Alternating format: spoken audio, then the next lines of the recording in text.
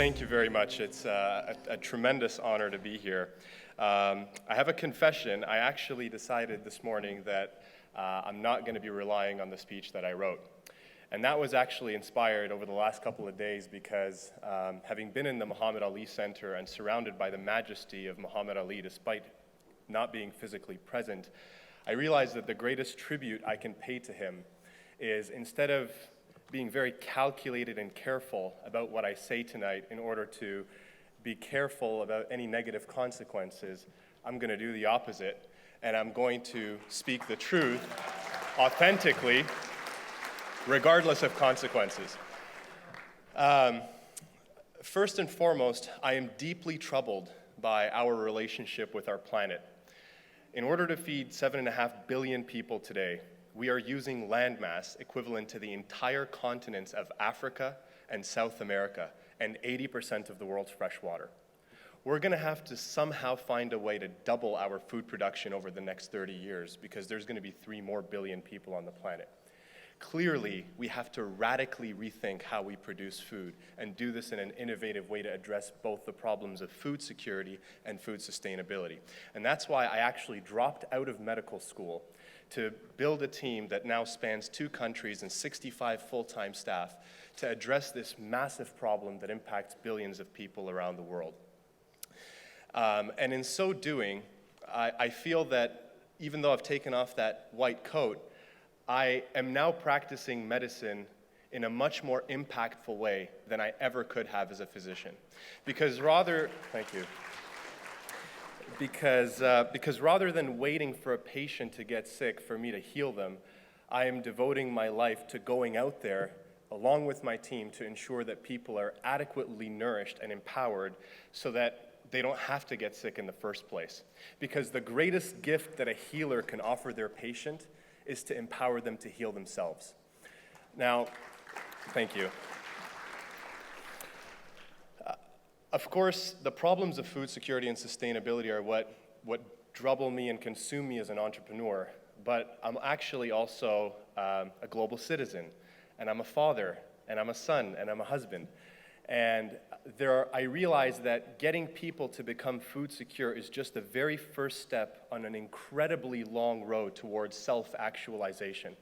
And I realize that even though it's incredible that we're making sure people's stomachs are full, that may sometimes be questionable if they don't actually have opportunity and dignity in the process. So that's why, as an entrepreneur, I simply cannot conscientiously detach myself from the many realities and diverse realities that impact the millions of people around the world we're trying to serve. And I have to not just engage through my entrepreneurship, but through my citizenship. I'm now raising a 4-year-old daughter and a 1-year-old son.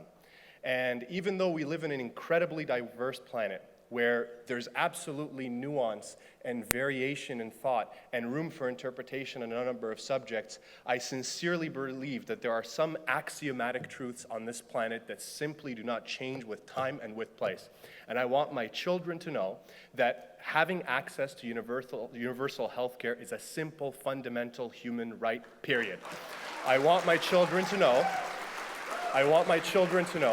that racism has no place in this planet and that it is a disgusting problem that needs to be addressed, and calling it as a problem is the first step to doing that.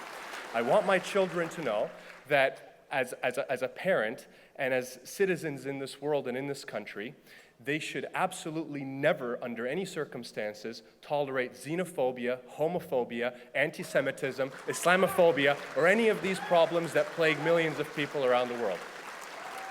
And I say this because, and interestingly, I say this as a Muslim who was born in Saudi Arabia to Egyptian parents and who is now a Canadian citizen living in Austin, Texas.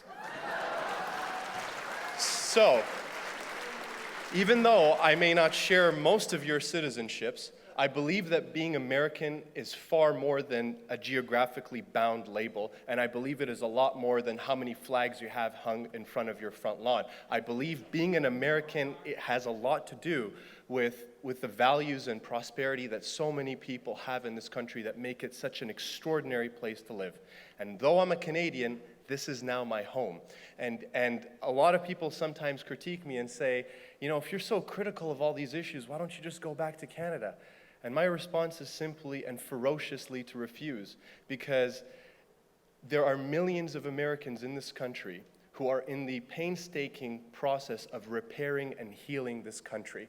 And as somebody who took the Hippocratic oath that I have not been relieved from, I will never back down from an opportunity to help anybody who wants to heal themselves. And that, to me, is what I believe Muhammad Ali would have done. And that is what anybody who receives an award bearing his name should have the right and responsibility to do. So thank you so much for this tremendous honor. I am incredibly grateful to be in your company, and I don't whatsoever take my position here for granted. George Monbiot is famous for saying that if wealth was the inevitable result of hard work and enterprise, every woman in Africa would be a millionaire. So for me, I am grateful for why I'm here.